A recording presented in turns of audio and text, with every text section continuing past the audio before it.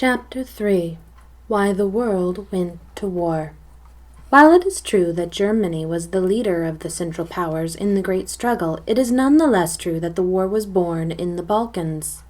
It is necessary in order to understand the background of the World War that we gain some notion of the Balkan states and the complications entering into their relations.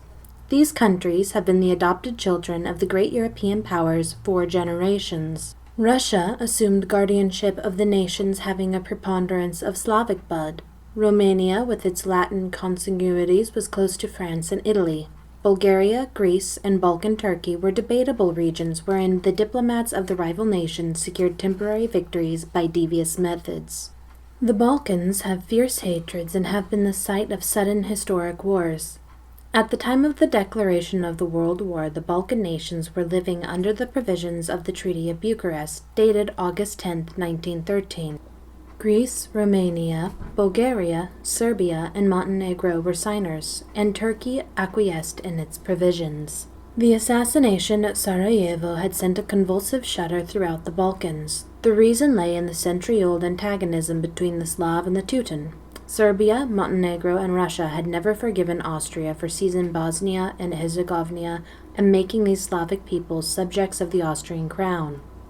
Bulgaria, Romania, and Turkey remained cold at the news of the assassination. German diplomacy was in the ascendant at these courts, and the prospect of war with Germany as their great ally presented no terrors for them. The sympathies of the people of Greece were with Serbia, but the Grecian court, because the Queen of Greece was the only sister of the German Kaiser, was wholeheartedly with Austria. Perhaps at the first the Romanians were most nearly neutral. They believed strongly that each of the small nations of the Balkan region, as well as all of the small nations that had been absorbed, but had not been digested by Austria, should cut itself from the leading strings held by the large European powers.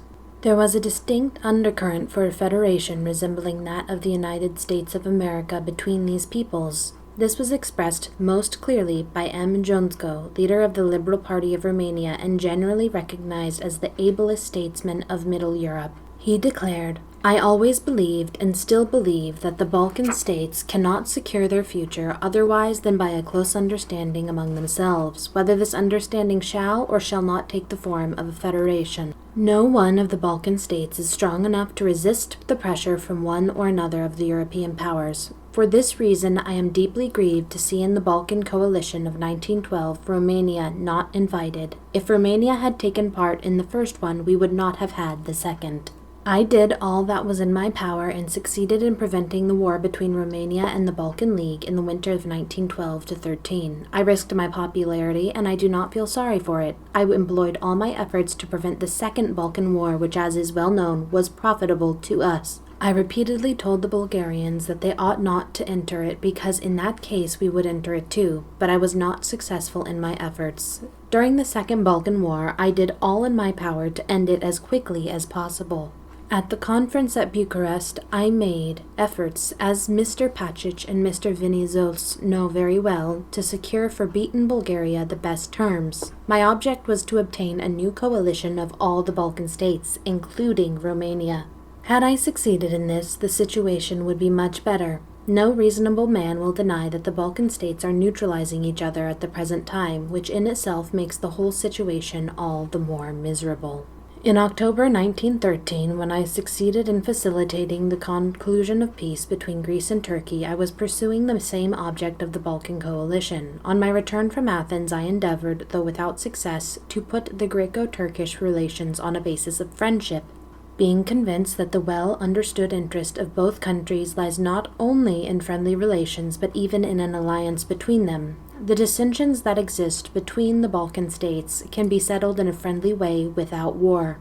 The best moment for this would be after the general war, when the map of Europe will be remade. The Balkan country which would start war against another Balkan country would commit not only a crime against her own future, but an act of folly as well. The destiny and future of the Balkan states, and of all the small European peoples as well, will not be regulated by fratricidal wars, but with this great European struggle, the real object of which is to settle the question whether Europe shall enter an era of justice, and therefore happiness, for the small peoples, or whether we will face a period of oppression more or less gilt-edged. And as I always believed that wisdom and truth will triumph in the end, I want to believe too that in spite of the pessimistic views reaching me from the different sides of the Balkan countries, there will be no war among them in order to justify those who do not believe in the vitality of the small peoples. The conference at Rome, April 10, 1918, to settle outstanding questions between the Italians and the Slavs of the Adriatic drew attention to those Slavonic peoples in Europe who were under non-Slavonic rule.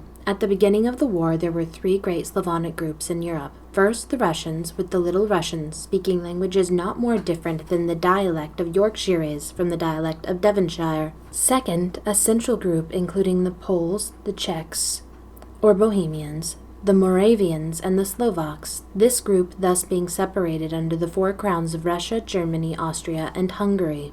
The third, the southern group, included the Sclavonians, the Croatians, the Dalmatians, Bosnians, Herzegovinians, the Slavs, generally called Slovenes in the western part of Austria, down to Gorizia, and also the two independent kingdoms of Montenegro and Serbia. Like the central group, this southern group of Slavs was divided under four crowns, Hungary, Austria, Montenegro, and Serbia, but in spite of the fact that half belonged to the western and half to the eastern church, they are all essentially the same people, though with considerable infusion of non-Slavonic blood, there being a good deal of Turkish blood in Bosnia and Herzegovina.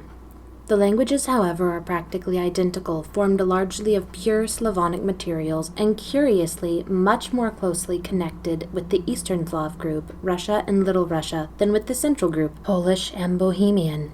A Russian of Moscow will find it much easier to understand a Slovene from Gorizia than a Pole from Warsaw. The Ruthenians in southern Galicia and Bukovina are identical in race and speech with the Little Russians of Ukraine. On the central group, the Poles have generally inclined to Austria, which has always supported the Polish landlords of Galicia against the Ruthenian peasantry, while the Czechs have not been so much anti-Austrian as anti-German. Indeed, the Habsburg rulers have again and again played these Slavs off against their German subjects. It was the southern Slav question as affecting Serbia and Austria that gave the pretext for the present war. The central Slav question affecting the destiny of the Poles was a bone of contention between Austria and Germany. It is the custom to call the southern Slavs Yugoslavs, from the Slav word Yugo, south, but as this is a concession to the German transliteration, many prefer to write the word Yugoslav, which represents its pronunciation. The South Slav question was created by the incursions of the three Asiatic peoples, Huns, Magyars, Turks, who broke up the original continuous Slav territory that ran from the White Sea to the confines of Greece and the Adriatic. This was the complex of nationalities, the ferment of races existing in 1914, out of the hatreds engendered by the domination over the liberty-loving Slavic peoples by an arrogant Teutonic minority grew the assassinations at Sarajevo. These crimes were the expression of hatred not for the heir apparent of Austria, but for the Habsburg and their Germanic associates. By a twist of the wheel of fate, the same Slavic peoples whose determination to rid themselves of the Teutonic yoke started the war also bore rather more than their share in the swift-moving events that decided and closed the war.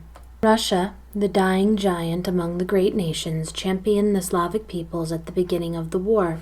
It entered the conflict in aid of Little Serbia, but at the end Russia bowed to Germany in the enforced peace treaty at Brest-Litovsk. Thereafter, during the last months of the war, Russia was virtually an ally of its ancient enemy, Turkey, the sick man of Europe, and the Central German empires. With these allies, the Bolshevik government of Russia attempted to head off the Czechoslovak regiments that had been captured by Russia during its drive into Austria and had been imprisoned in Siberia. After the peace consummated at Brest-Litovsk, these regiments determined to fight on the side of the Allies and endeavored to make their way to the Western Front. No war problems were more difficult than those of the Czechoslovaks. Few have been handled so masterfully, surrounded by powerful enemies which for centuries had been bent on destroying every trace of Slavic culture. They had learned how to defend themselves against every trick or scheme of the brutal Germans. The Czechoslovak plan in Russia was of great value to the Allies all over the world and was put at their service by Professor Thomas G. Masaryk. He went to Russia when everything was adrift and got a hold of Bohemian prisoners here and there and organized them into a compact little army of 50 to 60,000 men. Equipped and fed, he moved them to whatever point had most power to thoroughly disrupt the German plans. They did much to check the German army for months. They resolutely refused to take any part in Russian political affairs, and when it seemed no longer possible to work effectively in Russia, this remarkable little band started on a journey all around the world to get to the Western Front. They loyally gave up most of their arms under agreement with Lenin and Trotsky that they might peacefully proceed out of Russia via Vladivostok. While they were carrying out their part of the agreement, and well on their way, they were surprised by telegrams from Lenin and Trotsky to the Soviets in Siberia ordering them to take away their arms and intern them. The story of what occurred then was told by two American engineers, Emerson and Hawkins, who, on the way to Ambassador Francis and not being able to reach Vologda, joined a band of 4,000 or 5,000. The engineers were with them 3 months while they were making it safe along the lines of the railroad for the rest of the Czechoslovaks to get out, and, incidentally, for Siberians to resume peaceful occupations. They were also supported by old railway organizations which had stuck bravely to them without wages and which every little while were shot up by the Bolsheviki.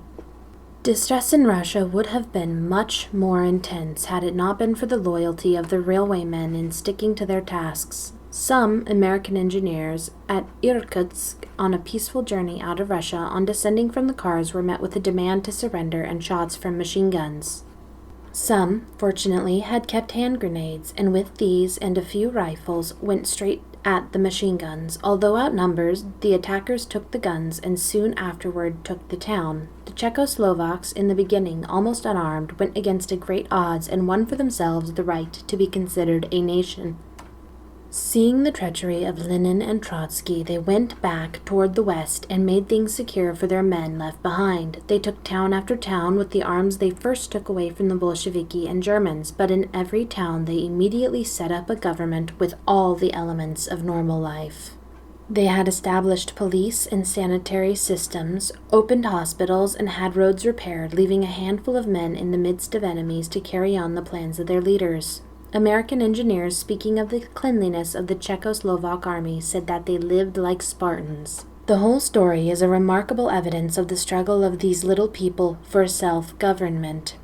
The emergence of the Czechoslovak nation has been one of the most remarkable and most noteworthy features of the war. Out of the confusion of the situation, with the possibility of the resurrection of oppressed peoples, something of the dignity of old Bohemia was comprehended, and it was recognized that the Czechs were to be rescued from Austria and the Slovaks from Hungary, and united in one country with entire independence. This was undoubtedly due in large measure to the activities of Professor Masaryk, the president of the National Executive Council of the Czechoslovaks. His 4-year exile in the United States had the establishment of the new nation as its fruit. Professor Masaryk called attention to the fact that there is a peculiar discrepancy between the number of states in Europe and the number of nationalities, 27 states to 70 nationalities. He explained also that almost all the states are mixed from the point of nationality. From the west of Europe to the east, this is found to be true, and the farther east one goes, the more mixed do the states become. Austria is the most mixed of all the states. There is no Austrian language, but there are 9 languages and 6 smaller nations or remnants of nations. In all of Germany, there are 8 nationalities besides the Germans, who have been independent and who have their own literature. Turkey is an anomaly, a combination of various nations overthrown and kept down.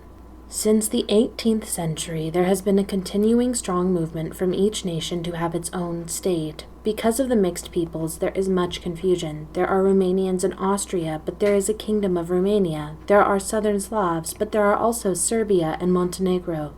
It is natural that the Southern Slavs should want to be united as one state, so it is with Italy. There was no justice in Poland being separated in 3 parts to serve the dynasties of Prussia, Russia, and Austria. The Czechoslovaks of Austria and Hungary claimed a union. The national union consists in an endeavor to make the suppressed nations free, to unite them in their own states, and to readjust the states that should exist, to force Austria and Prussia to give up the states that should be free. In the future, said Dr. Masaryk, there are to be sharp ethnological boundaries. The Czechoslovaks will guarantee the minorities absolute equality, but they will keep the German part of their country because there are so many Bohemians in it, and they do not trust the Germans.